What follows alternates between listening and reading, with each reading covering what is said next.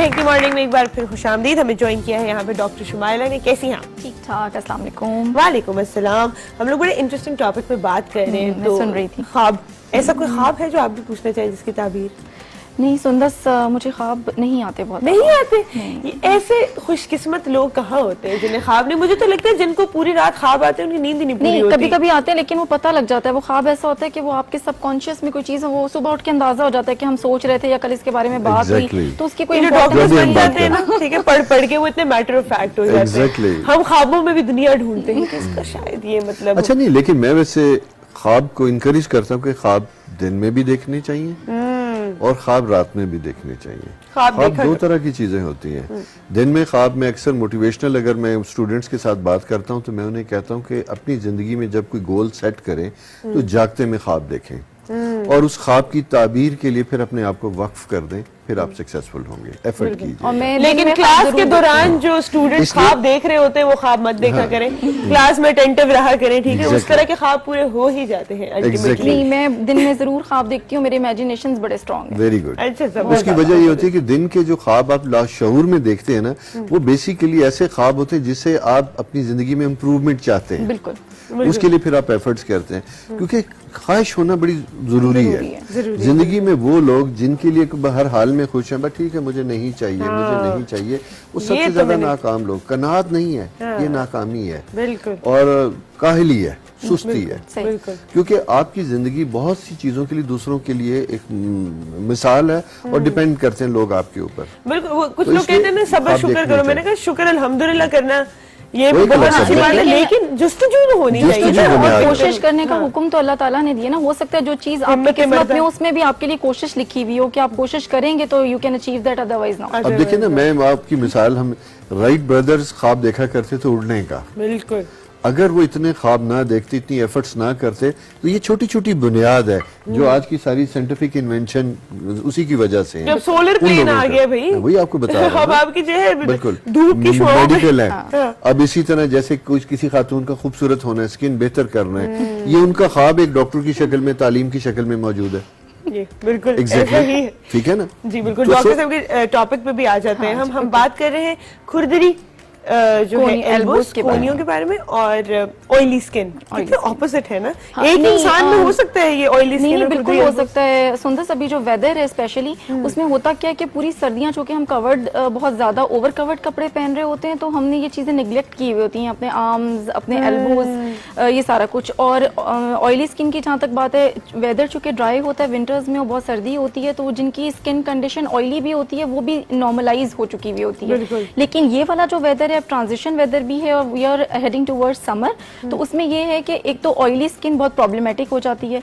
Even normal skin conditions जो हैं उनको भी हैंडल करना बाज़ दफ़ा मुश्किल हो जाता है, इसलिए कि सीबम ओवर प्रोडक्शन खासतौर पे टीन एज बच्चियों में और बच्चों में बहुत ज़्यादा उसको संभालना प्रॉब्लम होता है। तो ये दोनों हमें समर्स में ही ज़्यादा मिलते हैं, इसलिए कि हमारे स्लीव्स थोड़े ऊपर हो जाते हैं, कपड़े थोड़े पतले हो जाते हैं, तो फिर हमें नजर आता है कि जो हमने बिल्कुल छोड़ दिया था, बिल्कुल निगलेक्ट किया था। इसमें होता ये कि खुरदरी एल्बोज के साथ साथ ब्लैक होना इनका, और skin basically dead skin buildup जो है बहुत हो चुका हुआ होता है। इसमें दो तीन एक तो फैक्टर्स हैं। एक, हमें बहुत ज्यादा आदत होती है अपनी कोहनियों पे डिपेंड करने की। आपने नोट किया, जो लोग पढ़ते हैं या जो लोग काम करते हैं और अपने टेबल्स पे अक्सर इस तरह करके बैठते हैं, और फ्रिक्शन इज वेरी इसमें जो रोल प्ले करती है। जितनी ज्यादा यहाँ पे फ्रिक्शन होगी उतनी ज्यादा इसका जो कलर है वो डार्कर की तरफ होगा।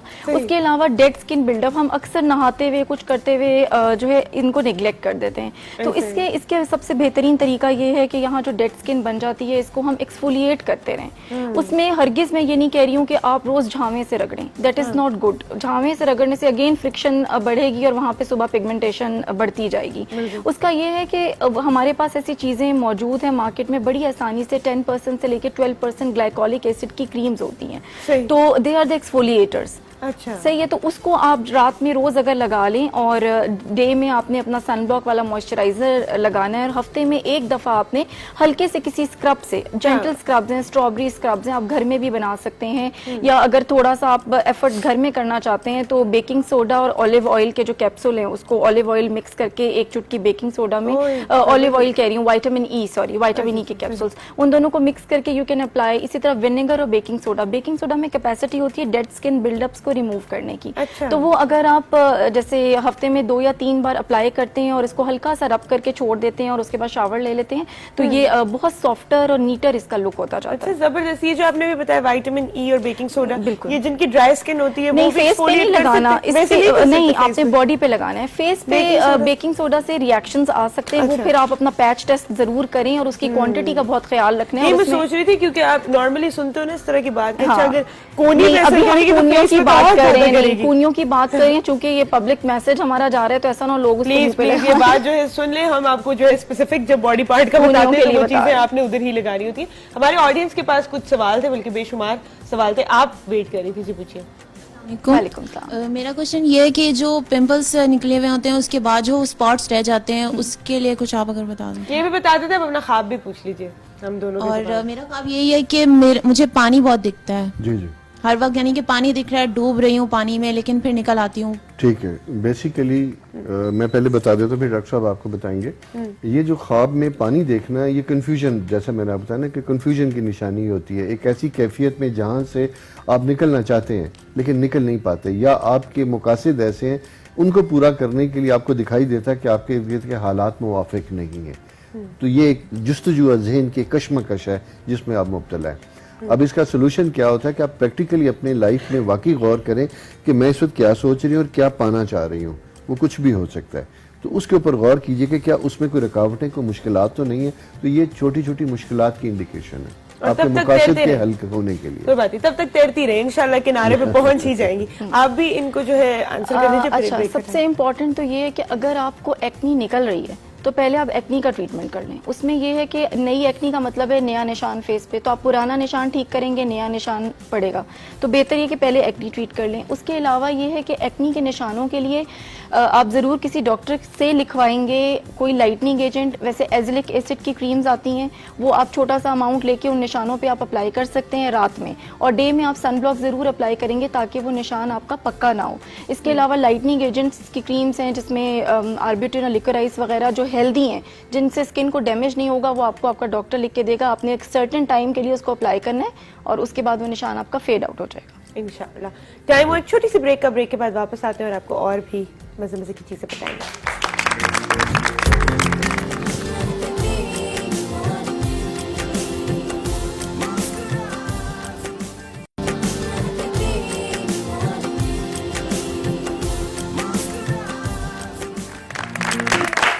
वेलकम बैक टू महकती मॉर्निंग। हमें ज्वाइन किया है यहाँ पे अहमद फवाद साहब ने, जो कि मोटिवेशनल स्पीकर हैं हमारे। अस्सलाम वालेकुम। वालेकुम अस्सलाम। कैसे हैं आप? Welcome to the show. आप पहली दफा आए यहाँ पे, मुझे बड़ी खुशी होती है जब नए मेहमान आते हैं। पुराने तो हमारे घर के मेंबर्स बन गए, आप लोगों को तो मेजबान बना दिया मैंने। ठीक है, तो हम आज बात करेंगे टाइम मैनेजमेंट की, और मैंने जो है मियां नईम साहब को रोक लिया है बियॉन्ड टाइम, क्योंकि एक इंटरेस्टिंग बात ब्रेक में जो आपने मुझे बताई कि आप भी जो है ख्वाब देखना जो है एक्चुअली वर्कशॉप्स की होती है, या आप इनकरेज करते हैं लोगों को ख्वाब देखने से। आपके आने से पहले ये बात हो रही थी कि दिन में ख्वाब देखना बड़े जरूरी है, तो इस पर अगर आप थोड़ा सा हमें बताइए। ये बहुत जरूरी है सुंदर। सबसे पहले तो बुनियादी चीज ये है, एक कोटेशन है बड़ी मशहूर कि ख्वाब वो नहीं होते जो आप रात में देखते हैं, ख्वाब वो हैं जो दिन में देखते हैं। सबसे इम्पोर्टेंट बात यही है। तो जितना बड़ा आपका ख्वाब होगा उतने ही बड़े आप आदमी बन जाएंगे। ये बड़ा सादा सा फार्मूला है। अब हम लोग अगर देखें रूटीन में जो जिन छोटे छोटे मसाइल में उलझे होते हैं, वो एक है ना बड़ा मजे का इसके ऊपर है। मैं चाहता था कि अगली सफों में जाके लड़ूं, मैं चाहता था कि अगली सफों में जाके लड़ूं, मयाने शहर मगर साजिशों में मारा गया। क्या हुआ? हम जब छोटी छोटी लड़ाइयों में उलझ जाते हैं ना, तो वो मयाने शहर मारे जाते हैं। अगली सफों पे आप तभी जाके लड़ेंगे जब आपका बड़ा ख्वाब होगा, आपने डिसाइड किया होगा मुझे जिंदगी की बड़ी जंग लड़नी है, मुझे बड़ा आदमी बनना है।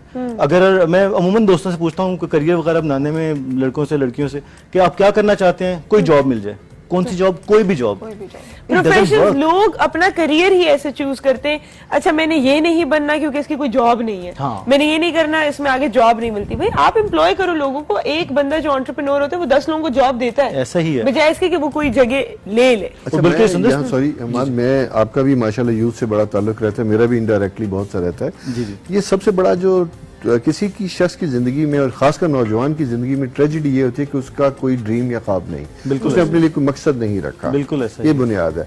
और ये बिलाशुबा इवन ग्रेजुएशन में लोग चले जाते हैं। देखें हमारे यहाँ एजुकेशन में मैट्रिक या ओ लेवल के बाद एक डायरेक्शन बनती है कि आपकी फील्ड ऑलमोस्ट डिफाइन होती है, लेकिन 80% जो साइंस स्टूडेंट नहीं है वो आर्ट स्टूडेंट है। उनसे मैं पूछता हूँ क्या सोचा नहीं है, कुछ देखेंगे कुछ हो जाएगा, देखेंगे कुछ हो जाएगा। जब आपने उम्र का बेहतरीन हिस्सा जहां आपकी मेंटल फिजिकल एनर्जी पीक पे थी, उसको बिना ख्वाब के गुजार दिया, बिल्कुल तो जब आप उस लेवल पे आगे जाएंगे तो आपके पास तो कुछ भी नहीं होगा। ये क्रीम टाइम है। और अब देखें यूजुअली होता क्या है, 25-25 साल 30-30 साल के नौजवान, बल्कि उससे बड़ी उम्र, उनसे कभी पूछे ना तो वो कह रहे हैं 25 साल में तो लगता है कि यार मैंने कुछ अभी जरूरत ही नहीं है कुछ सोचने की।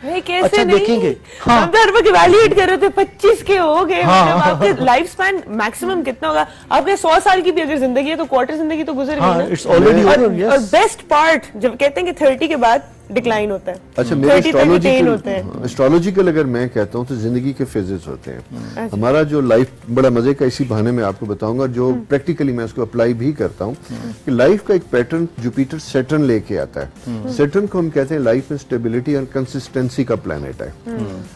अब इसका फर्स्ट फेज जब आता है तो 14.5 साल की उम्र में आता है। इसका मतलब यह है कि वो आपका पीरियड है जहां आपके पास डायरेक्शन होनी चाहिए। और इसका सेकंड फेज आता है 28 to 29 की है। 14.5 मतलब इतनी छोटी उम्र में? ये आप देखें, मैं आपको मजे की बात बताता हूँ। हम लोग अभी इसके ऊपर मैंने अपने बुक में भी शामिल किया सुंदस। सबसे पहली बात ये, आप देखें पुराने जमाने से हुजूर सल्लल्लाहु का जमाना और अभी तक जिस कौम ने तरक्की की है, कौम ने बिजनेस में, उन्होंने अपने बच्चों को टीन एज में बिजनेस सिखाया है। हुजूर सल्लल्लाहु का पहला विजिट जो था, बिजनेस विजिट, वो 12 साल की उम्र में था अपने बड़ों के साथ। बिल्कुल 25 साल की उम्र में उन्होंने सक्सेसफुल विजिट किया जिसमें वो रेवेन्यू ऑलमोस्ट डबल करके लेके आए। बिल्कुल आप देखें,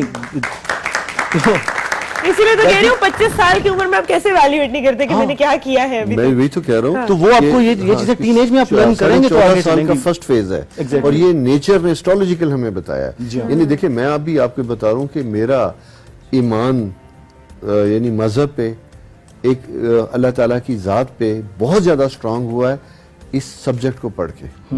कि इसके जरिए जब आप इलामात और इशारे देखते हैं और उसको फिर कुरान और अंबिया और इन लोगों की जिंदगी से जब जैसे अभी आपने किया तो वेरिफिकेशन आपको। तो 14 साल की उम्र सबसे इंपॉर्टेंट है, क्योंकि उसके बाद सेकंड क्या आता है 28 to 29। बहुत से लोगों की जिंदगी में एक स्विच आता है, वो बुजुर्ग कोई ना कोई डाइवर्सिफिकेशन।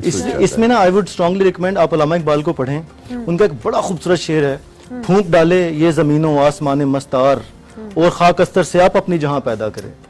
इंसान वो है जो, बिल्कुल इंसान वो जो आप अपना जहां खुद पैदा करे, और ये खुदा ताला की सुन्नत है। तो आप अपना सिस्टम डेवलप करें, एंटरप्रेन्योरशिप की तरफ आए, अपना काम करें और बड़े को कम्पीट करें, मल्टीनेशनल्स को कम्पीट करें। अच्छा, ये तो आपने सही बात की थी कि ख्वाब की भी हम बात करें, लेकिन कुछ लोग हैं जो सिर्फ ख्वाब ही देखते रहते हैं क्योंकि इतने बड़े ख्वाब। ये भी पता है, बड़ी सही बात है कि आपने अगर कोई बड़ा ख्वाब देखा है ना तो आपने स्टार्ट सबसे छोटे स्टेप से करना है। अगर आप अपने गोल्स इतने अनअचीवेबल, अनअटेनेबल और इतने बड़े बना दोगे तो आप फर्स्ट स्टेप पे डिस्करेज हो जाते हैं और वो ख्वाब ही रह जाता है। और इसमें सबसे बड़ी बात ये होती है कि अगर तो आप एक 25 साला खातून है तो आपको सोसाइटी जो एक 40 साला खातून की नजर से देखती है कि अब तो उसकी शादी हो जानी चाहिए। तो जब आपकी शादी हो जाती है तो ख्वाब पीछे रह जाते हैं, बच्चे, मियाँ, घर बार, ये सब कुछ जो है प्रायोरिटी बन जाती है। ऐसे टाइम पे फिर आप किस तरह मैनेज करो सोशल प्रेशर्स को भी, अपने ख्वाब को भी, अपने एम्बिशन को भी, अपने बच्चों को भी, फैमिली को भी, क्योंकि वो भी एक प्रायोरिटी है। टाइम मैनेजमेंट पे बात करेंगे। पहले मैं एक रियल लाइफ एग्जाम्पल यहाँ से लूंगी। आपने ये डॉक्टर बनने का ख्वाब, और मैं आपको वाकई बताऊं, इसकी पढ़ाई में जिंदगी जो खत्म करने का ख्वाब था, ये कब देखा था? बचपन से from the very right beginning मुझे पता था कि I have to be a doctor.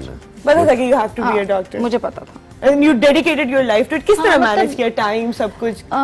जब पढ़ना था तो और कोई काम नहीं था ना।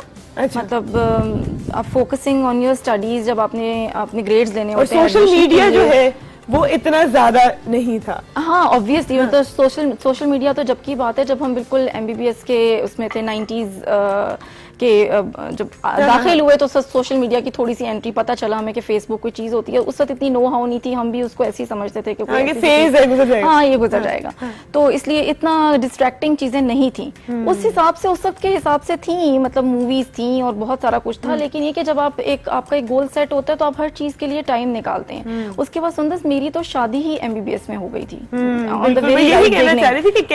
उसके बाद फिर यार इसमें ना आप अकेले नहीं कर सकते, इट्स अ टीम वर्क। फिर आपके जो आपके सपोर्टिंग फैक्टर्स खासतौर पे औरत की जिंदगी में बड़ा रोल प्ले करते हैं। उसमें आपका हस्बैंड का नंबर 1 रोल होता है, फिर आपके आपके इन लॉज, इवन आपके अपने घर वाले, तो वो सारा एक सिस्टम होता है। अगर वो ना हो तो वो आप अकेले कहें कि मैं जी अकेले निकल जाऊंगा और सब कुछ कर लूंगा, ऐसा नहीं होता। कहीं पे आपको किसी तरह की सपोर्ट चाहिए होती है, कभी आपकी हेल्थ वीक होती है, कभी आपको किसी और को सपोर्ट करना होता है, कभी आपको फैमिली इवेंट्स में प्रेजेंट करना पड़ता है अपने आप को, कहीं पे आपको नो करना पड़ता है, तो उसके पीछे भी आपको एक बंदा चाहिए जो आपको जस्टिफाई करता हो वहां पे कि हाँ जी ये बिल्कुल सही कह रही हैं, अभी ये नहीं आ सकती या नहीं। तो दिस ऑल थिंग्स, ये हर चीज जो है ना एक सपोर्टिंग सिस्टम अल्लाह ने बनाया है और उसको आपको अवेल करना चाहिए अगर आपको लोग समझते हैं तो। बिल्कुल, तो बड़ी इन्होंने अच्छी बात की है कि एक टीम वर्क होता है। बहुत सारे पॉइंट्स हमें सबकी बातों से बड़ी, इसीलिए मैं चाहती थी कि डिस्कशन जो है सारों की मौजूदगी में, टाइम मैनेजमेंट, अर्ली ऑन ख्वाब देखना कि 14 साल की उम्र अगर आपको बता दी गई है तो, और यहाँ पे सबसे बड़ी बात कि 14 साल में क्या आप खुद केपेबल होते हो ख्वाब देखने के कि नहीं,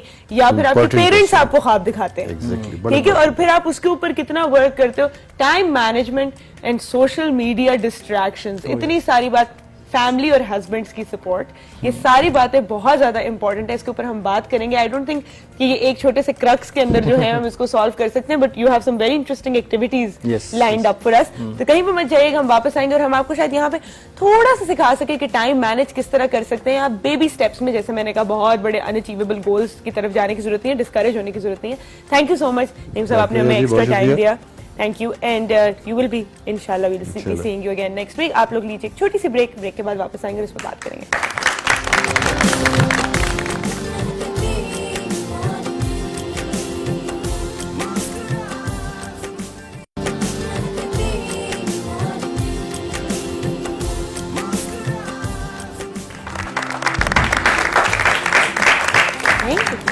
मेक द मॉर्निंग में एक बार फिर खुशामदीद। एक छोटी सी बात, छोटी तो नहीं है, खैर काफी बड़ी बात है, लेकिन एक इम्पॉर्टेंट बात जो रह गई थी जो हमने डिस्कस करनी है डॉक्टर शुमाइला से, वो है ऑयली स्किन को कैसे मेंटेन किया जा सकता है। सुंदर ये कि अभी चूंकि we are heading towards summers, तो ऑयली स्किन बहुत प्रॉब्लमेटिक लोगों को लगती है, और जिनकी स्किन कंडीशन ऑलरेडी ऑयली है तो बहुत ज्यादा एक्स्ट्रा सीबम प्रोडक्शन। उसमें ये कि हमें अपने सारे प्रोडक्ट्स जो विंटर्स वाले हैं वी हैव टू चेंज, ठीक है। हाँ जी बिल्कुल, नहीं आप उसको रख लें, उनकी अगर एक्सपायरी लास्ट करती है 1 ईयर तक तो नेक्स्ट समर्स के लिए रख लेते हैं हम, ऐसी कोई नेक्स्ट विंटर्स के लिए। तो अभी ये कि जो क्रीमी फेस वॉश यूज करते हैं, अगर वो oily to normal to oily skin की तरफ हैं तो वो gel based face washes use करेंगे। इसी तरह नॉन जो है स्टिकी हम क्रीम्स यूज करेंगे जो नॉन कमिडोजेनिक हो। कमिडोजेनिक का मतलब आसान होता है नॉन पोर ब्लॉकिंग, और ऑयल फ्री मॉइस्चराइजर्स हमने यूज करने हैं। मॉइस्चराइज जरूरी है, बहुत ज्यादा जरूरी है मॉइस्चराइज करना स्किन को, oily skin, even for the oily skin, ठीक है, उसको बैलेंस आउट करने के लिए भी बहुत जरूरी है। तो उसके लिए हम ऑयल फ्री मॉइस्चराइजर्स यूज करेंगे। Sunblock is very important, sunblock की भी हम चेंज कर लेंगे, हम क्रीमी सनब्लॉक नहीं यूज करेंगे, हम जेल बेस्ड सनब्लॉक यूज करेंगे। कॉम्पैक्ट्स आ गए, ड्राई कॉम्पैक्ट्स जो कि ऑयल फ्री हैं, वो एक्नी नहीं कॉज करते, नॉन कमिडोजेनिक है, अगेन नॉन पोर ब्लॉकिंग है, हम उस पर चले जाएंगे। Gel based sunblock, compact sunblock, even spray sunblocks हैं, हम वो वाले ऑप्ट करेंगे। उसके अलावा जरूरी नहीं है हम मिल्की क्लींजर्स यूज करें, बल्कि oily to normal to oily skin वाले लोग बिल्कुल भी मिल्की क्लींजर्स यूज नहीं करेंगे। वाटर बेस्ड क्लींजर्स या क्लींजर प्लस टोनर आते हैं, डे में एक दफा कहीं बाहर से अगर आ जाए, बहुत पोल्यूटेड आपको लगे कि था वहां पे और आपकी स्किन गंदी हो रही है, या यूनिवर्सिटी से वापस आके, काम से वापस आके आप कॉटन पे उसको डाल के पूरा फेस क्लीन करेंगे, और उसके बाद उसको आप क्लींस करने के बाद 20 मिनट्स के बाद खाली पानी के स्प्लैश से वॉश आउट कर लेंगे। और दूसरा, अगर आपने घर में अपनी स्किन का सीबम कंट्रोल रखना है तो बहुत इजी सा आप हमेशा बताते हैं कि रोज वाटर और क्यूकम्बर जूस का एक टोनर बना के उसको फ्रिज में रख लें। अच्छा। और ऑफ एंड ऑन अपने फेस पे इसको स्प्रे करें तो उससे भी बड़ा अच्छा पोर टाइटनिंग और ऑयल कंट्रोल और एक कूलिंग इफेक्ट, बड़ा सा उसका सूदिंग इफेक्ट आता है। इंटरेस्टिंग। अच्छा, कुछ जो है वो आजकल पेपर्स आते हैं oil blotting, oil blotting papers भी आते हैं। उसके अलावा जो आपके ऑयल कंट्रोल या क्लिनजिंग पैड्स हैं बहुत अच्छे, लेकिन वो आपने मेडिकल थेराप्यूटिक ग्रेड के लेने, आपने कॉस्मेटिक वाले नहीं लेने। उसमें अल्कोहल की क्वांटिटी ज्यादा होती है तो अगेन स्किन को ड्राई आउट, जो इरिटेटेड स्किन की तरफ फिर चले जाते हैं लोग, वो इसको मजीद अल्कोहल बेस्ड टोनर्स या अल्कोहल बेस्ड वाइप्स यूज करने से होते हैं। तो वो मैं डिस्करेज करती हूँ, लेकिन ये कि वो मेडिकल ग्रेडेड थेराप्यूटिक इंडिकेशन के लिए हाइड्रोक्सिक एसिड्स के साथ, यानी कि ग्लाइकोलिक और सैलिसिलिक के साथ, बीटा एंड अल्फा एसिड्स के साथ आते हैं। They very nice, they very nice. तो वो अगर आपका मेकअप हुआ हुआ और ये वाली स्पेशली टी जोन एकदम से आपकी जो ऑयली हो जाती है तो उसको आप हल्का सा रैप कर सकते हैं। हमारे पास एक एक्टिविटी है तो वो टाइम मैनेजमेंट पे है, तो अगर हम आ जाए और हम एक्सप्लेन कर दें कि हम क्या करने वाले हैं। जी जी जरूर, बल्कि मैं चाहूंगा, हमारे पास हमने बुलाया हुआ था, आप लोग जो पार्टिसिपेट करना चाहते हैं वो प्लीज तशरीफ लाइए। चलें जी। अच्छा, अब मैं आपको थोड़ा सा एक्सप्लेन कर देता हूँ कि ये एक्टिविटी है क्या, आपको करना क्या है। हमारे पास कुछ रिसोर्सेज हैं, राइट। रिसोर्सेज मैं आपको अभी दिखा भी देता हूँ और देता भी हूँ। ये हैं रिसोर्सेज। करना क्या है, आपको इन पेपर्स का एक ब्रिज बनाना है, ड्रॉ नहीं करना, फिजिकली उसको बनाना है, खड़ा करना है यहाँ पे। सही। और इसकी कुछ कीमत है, कीमत है ये सामने हमारे। एक पेपर आपको मैं दूंगा 10,000 रुपए का, राइट। महंगे हैं भाई, एग्री कर लिया फौरन। अच्छा, मटीरियल है, ओके। आपके पास वक्त, कितना वक्त चाहिए होगा सारे का सारा ये आप डिसाइड करेंगे, लेकिन आप मुझसे मिनट भी खरीदेंगे, राइट। सो 10,000 रुपए का एक पेपर है, 10,000 रुपए का एक मिनट है। इसके अलावा जो एडिशनल मटेरियल आपको मैं दे रहा हूं वो बनाने के लिए, जो कॉस्ट आपका सीमेंट वगैरह जो यूज होता है, उसकी कॉस्ट लमसम है 6,400 रुपीज। डन हो गया। So papers, minutes and this is the other stuff जो आप ले सकते हैं। टोटल आपने यूटिलाइज करने हैं 86,400 रुपए में एक ब्रिज बनाना है, इतना स्टेबल बने कि उसमें से आप 3 लोग अपने अपने ब्रिज में से गुजर सकें। ऊपर से नहीं, नीचे से। नीचे से, हाँ। छलांग लगा के ऊपर से नहीं गुजर, तो नीचे से आप गुजर सकें, राइट। सो आप लोग बताइए हम कि कितना कितना आपको टाइम चाहिए और कितने आपको सबसे पेपर्स पहले तो चाहिए? ये बताइए, टाइम ज्यादा चाहिए कि आपको मटेरियल ज्यादा चाहिए? मटेरियल ज्यादा चाहिए, ठीक है। बताइए कितना चाहिए? और आप टोटल यूटिलाइज कर सकते हैं 8,000 नहीं, 80,000 हाँ, परचेज कर सकते हैं, ये आपके पास ऑलरेडी है। अच्छा, ठीक है। कितने पेपर चाहिए? आप भी सोच लें और मुझे बता दें। हाँ हाँ, आप टीम है, आप डिसाइड कर लें और बताएं। आपके पास 10 पेपर चाहिए? 10 पेपर से कॉस्ट से बाहर निकल कॉस्ट से जाएंगे आप। बाहर हो जाएंगे भाई, मैथ्स भी साथ साथ लगानी है फौरन। 80,000 रुपए टोटल आपके पास, ठीक है ना। जैसे मैंने टोटल ये बताया 86,400, तो ये तो मैंने आपको ऑलरेडी दे दिए। सो 80,000 पेपर चाहिए, 80 के पूरे पेपर दे दें भाई। फिर आपके पास वक्त नहीं है, ठीक है, फिर वक्त कोई नहीं है, फिर वो पकड़ के खड़े हो जाए सर। और Five, आपको ठीक है, 5 चाहिए, five ये काउंट करें कितने हैं। 5 में इनका मतलब है कि 3 मिनट्स आपके पास होंगे, राइट। आपको कितने चाहिए? 4 और ये 8, 5। इनको 6 चाहिए। 6 दरमियान में वापस या कम या ज्यादा नहीं होगा, फिर कोई कार्रवाई नहीं होगी। 5 ओके, और 3 मिनट्स, ठीक है, Right. 3 मिनट्स है आपके पास। आपके पास भी 3 मिनट्स हैं और 5 मटेरियल हो गया। ये लें जी, आपके पास 5 काउंट करके मुझे बता दें। काउंट कर लें, काउंट कर लें, काउंट कर लें। 1, तो ये 6,400 का मटेरियल, एक और दे दें, ये 4 और ये 5, ये नहीं। ये मटेरियल है। सो आपके पास 3 मिनट हैं इसको करने के लिए। स्टार्ट, आपका टाइम शुरू हो गया है। मेरे पास भी टाइम कौन कर रहा है? चलें जी। सही।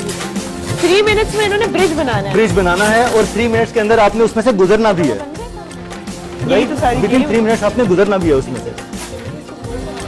जैसे ये भी कर आपकी लें, जो मर्जी आपको है। ठीक लग रहा चीटिंग नहीं करनी, मशवरे नहीं लेने। है, आपस में कर सकते हैं, दूर दूर नहीं जाना।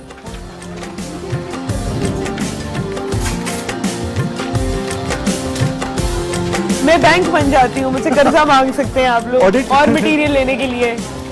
ऑडिट वगैरह करें सर।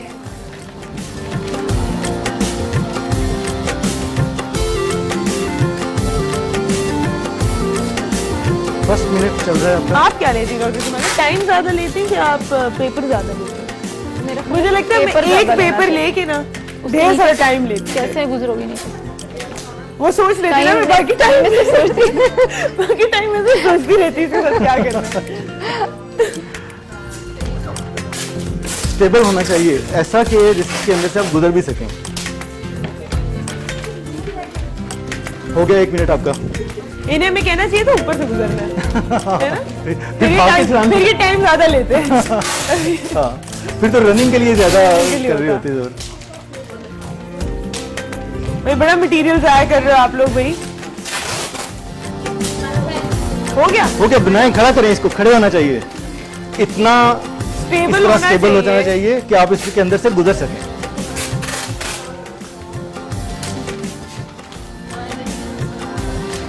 स्टेबल, इंडिपेंडेंट, खड़ा हो। आप लोगों ने पकड़ना नहीं है इसे, पकड़ना नहीं है, पकड़, और ये देख लें गुजर जाएंगे यहाँ से। स्टेज के सहारे भी नहीं देने, पीछे करने से। इसको इतना रखना है कि आप गुजर सके इसके अंदर से। देखिए गुजर सकते हैं। पकड़ना नहीं है, पकड़ के स्टेबल, खड़ा। ये देखें, सोचे कैसे हो सकता है। टाइम कितना रह गया इनके पास? Last minute.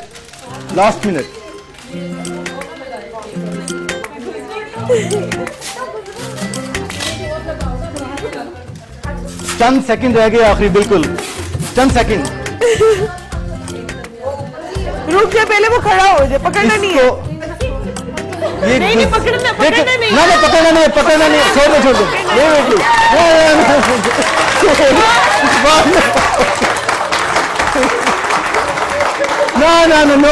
No, there is अच्छा game's over, सर अपनी जगह पे वापस आ जाओ। time's up, it's over। Team अपनी जगह पे वापस है। ये एक मैं आपको बात बताऊं कि टाइम और मटेरियल के साथ इन्होंने जो अकल इस्तेमाल की है कि स्टेज के साथ सहारा दिया है, देने की नाकाम कोशिश की। चले अब हम आपको आ जाइए इधर जरा टीम, सब आप जानना चाहेंगे कि कैसे बन सकता था। हाँ जी बताएं जी, क्या हुआ, ये क्यों नहीं बन सका, पहले तो ये वजह बताएं। आप बताइए पहले। मटेरियल कम था। एक सेकंड, माइक मैं दे देती हूँ, माइक दे दीजिए मुझे प्लीज। एक तो मटेरियल कम का मतलब ये है कि आपके पास टोटल 80,006 कितने थे, 86,400, तो वो कम था। कितना होना चाहिए था कि हो जाता? 10 एटलीस्ट। 10 पेपर पे 2 मिनट कितने होते? यानी डबल कॉस्ट कर रहे हैं आप लोग। यस, और 10 पेपर्स यानी कॉस्ट आप डबल कर रहे हैं भाई, इतने पैसे हैं ही नहीं। यहाँ पे बेसिकली 2 शिकवे इनके, टाइम कम था और मटेरियल कम था। ठीक है कि मैं जिंदगी से शिकवे, लाइफ इज नॉट फेयर। ठीक है, हम लोग आपको बताएंगे कि ये चीज कैसे हो सकती थी, ये ब्रिज कैसे बन सकता था और कैसे जो है ये सब कुछ मैनेज हो सकता था, लेकिन एक छोटी सी ब्रेक के बाद। और